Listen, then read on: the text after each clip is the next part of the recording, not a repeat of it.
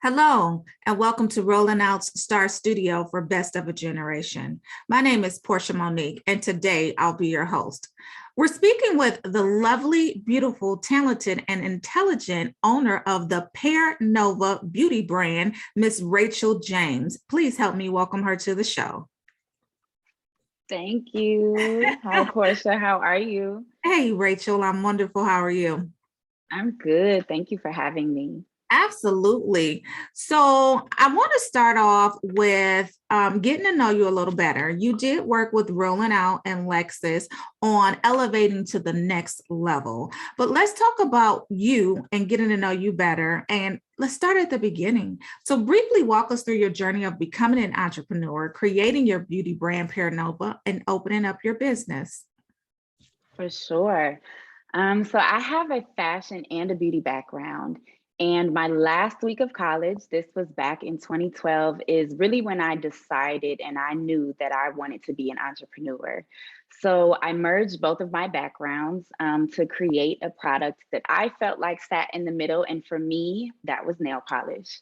From there, I would actually mix the polish in my parents' basement. And I was sharing my journey on social media. And the response to what Pear Nova was becoming was such a positive one. So after several years of e-commerce, I truly felt like Chicago was owed a space to experience the brand. So in 2019 is when we opened up Pear Nova Studio. Okay, well, I love it. And Pear Nova Studio is located in Chicago, of course. Yes, it is in the Pilsen neighborhood. Okay, wonderful. Now, the collaboration with Lexus is about navigating to the next level. What does leveling up mean to you? And describe those elements.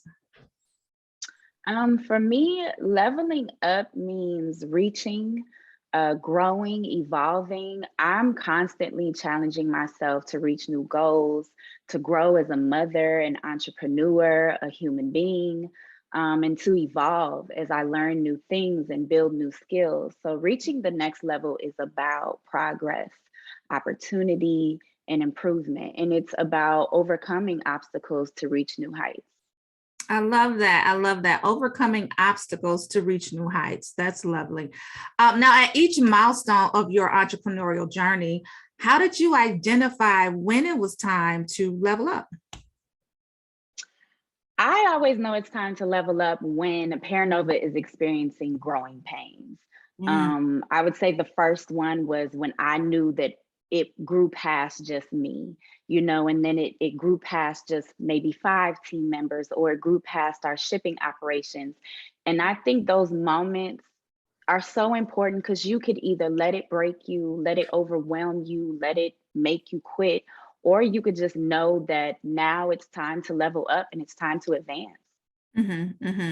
Now, do you create a map, so to speak, to help you navigate to the next level? How does that work for you? Setting your goals. I love to look up to entrepreneurs. I love to study their journeys. I listen to their podcasts. I read their interviews, their books. I know that no, two maps or two paths are the same, but it's so inspiring to see how someone else was able to get to the next level. And a lot of times, you don't need a step by step. You don't need someone else to tell you exactly how they did it and exactly what you should do. You just need to be inspired. Mm-hmm, mm-hmm. And of course, the Lexus brand is synonymous with luxury, and it's regarded as an automotive brand that stands above the trends. What did you learn about yourself while working with Lexus and Rolling Out? While working with Lexus and Rolling Out, I learned that luxury is a feeling. It's a mindset. It's an experience. You define your luxury. I define my luxury. Luxury doesn't define you. Hashtag you define luxury. Yes. Yes. I might have to use that. Love it, love it, love it. What are 3 things that you will take with you on your journey as you continue to level up from this experience? I definitely need to take hunger, humility, and honor. I always try, of course, to be the best version of myself without being arrogant, without having an ego. And I always honor myself and my kids. I want to leave a legacy they can be super proud of, not just professionally, but personally as well.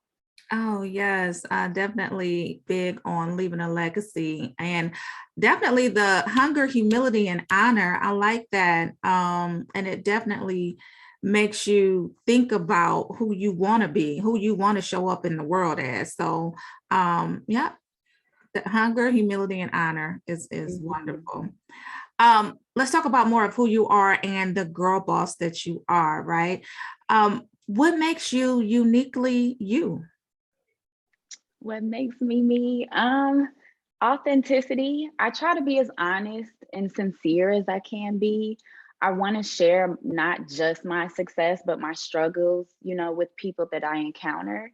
I feel like recently there's been such a huge emphasis placed on being a boss. And sometimes that conversation can paint a portrait that isn't complete.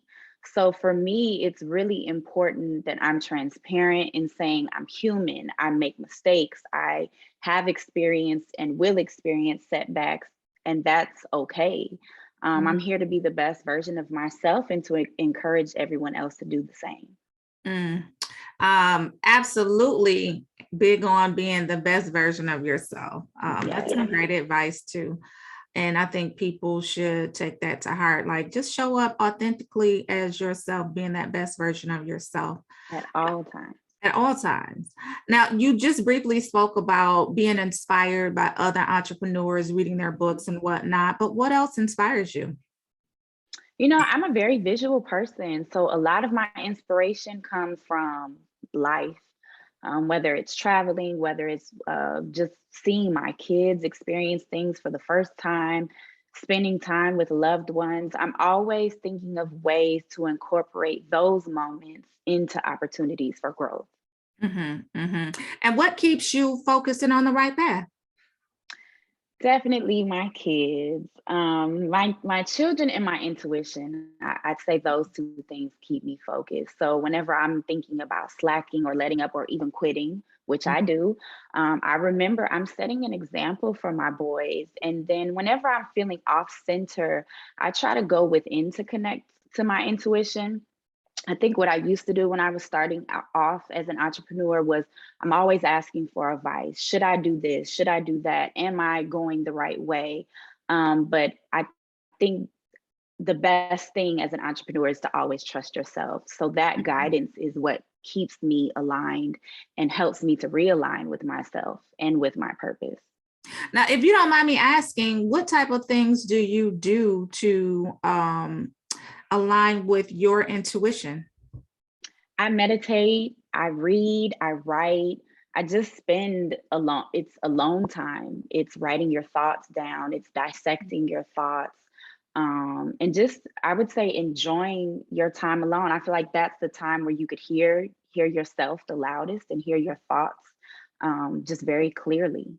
I love that.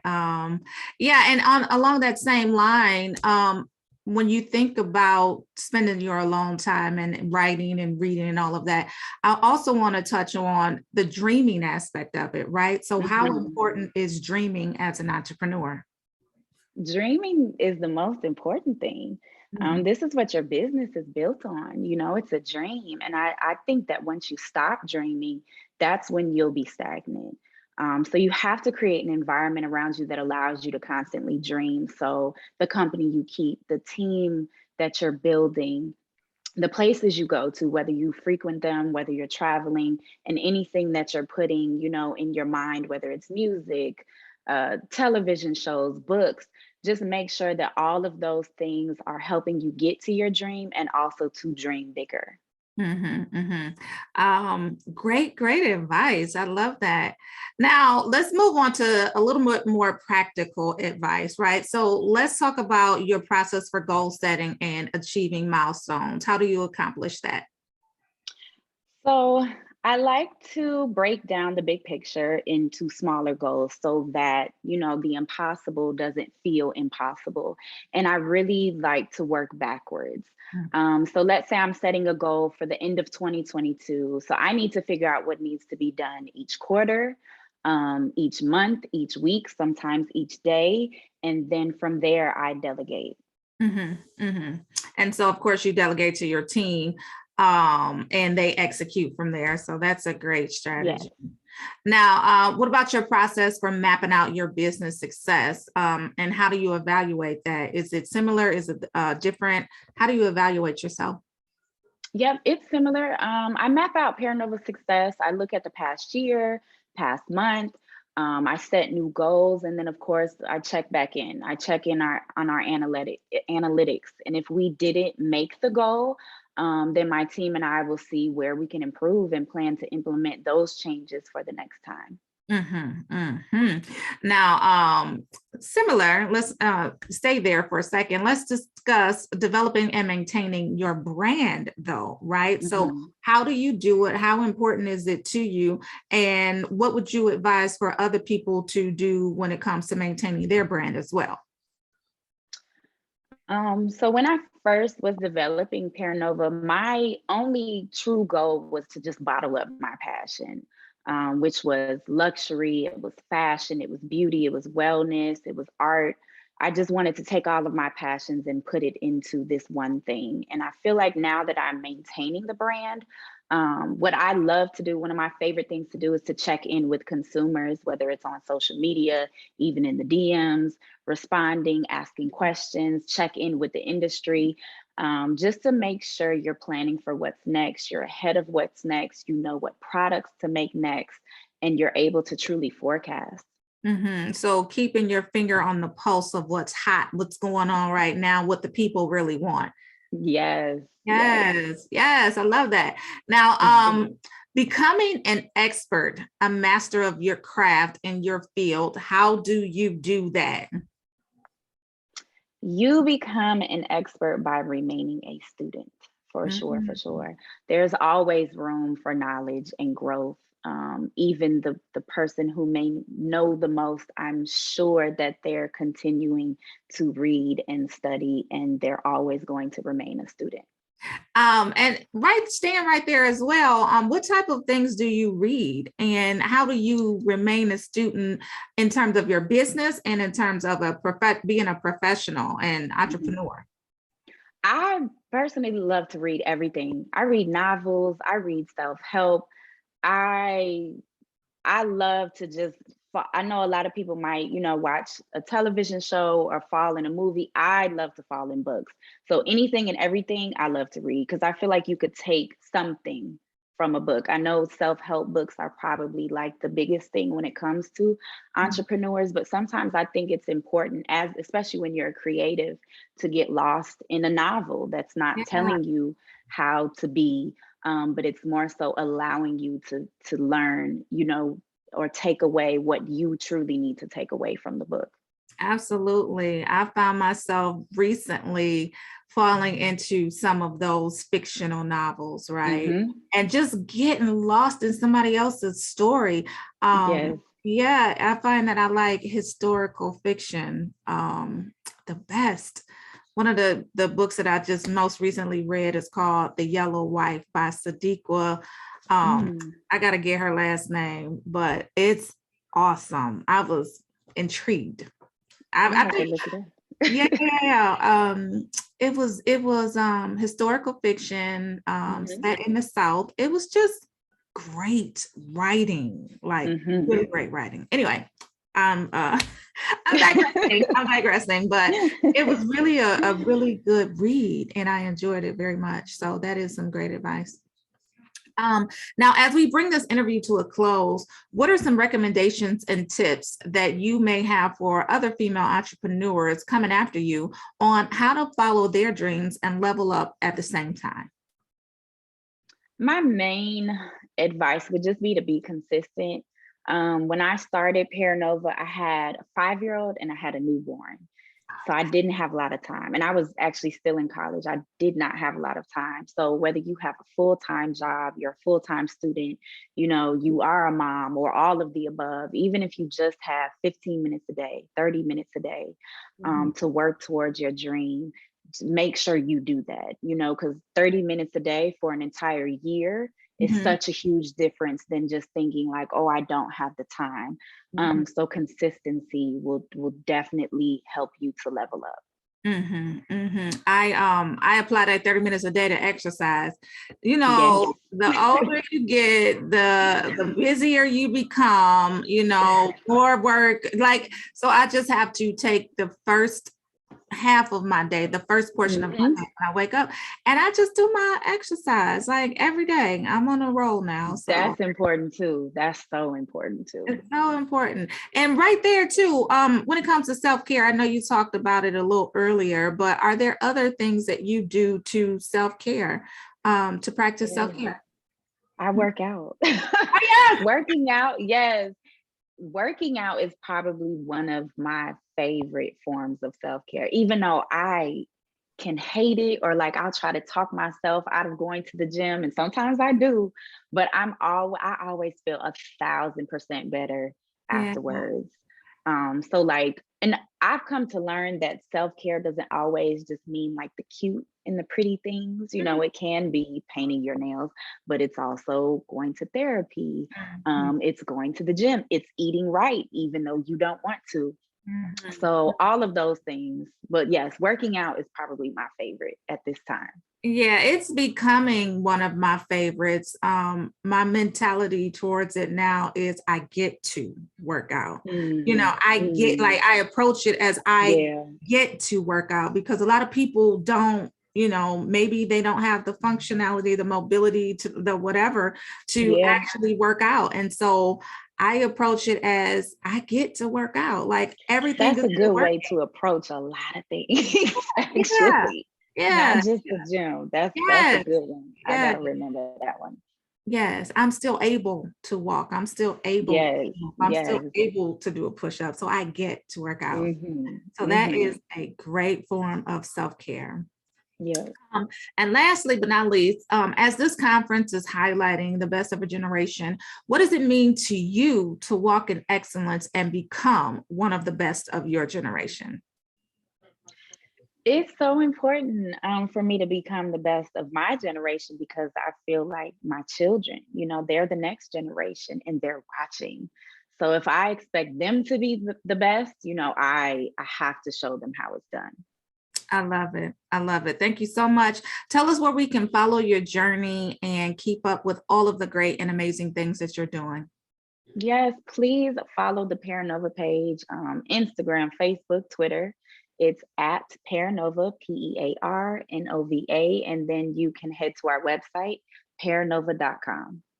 And we didn't get into this, and we have to explain this before we get off of this interview. How did you come up with the name Pear Nova? It's so unique. Yes, this is my favorite question. So Pear Nova was named after someone who I call my sister in love, Nova. She was actually a victim of domestic violence. But she was somebody that I wanted to be like. I looked up to her. I wanted to dress like, look like. So when it came time, to name my brand, there was no question. And I actually went on a Google search to see, just search Nova, right? And something came up called the Nova pear tree, which was known to withstand extreme temperature. And I'm like, this is beautiful. This is exactly how I thought of Nova. She was the strongest person to me, and hopefully my brand, could be as strong, and even me. So yes, it is named after Nova. Oh, wow. I love that. Absolutely love that. Thank That gave me you. chills. So I'm happy that we did include that in this interview, because it's Me too. Absolutely. Well, it's definitely been a joy to speak with you, Rachel. Thank you so much for your time. And we will watch you on your commercial as you level up with Lexus and Rolling Out. Thank you so much, and take care. Thank you for having me. Absolutely. Bye-bye.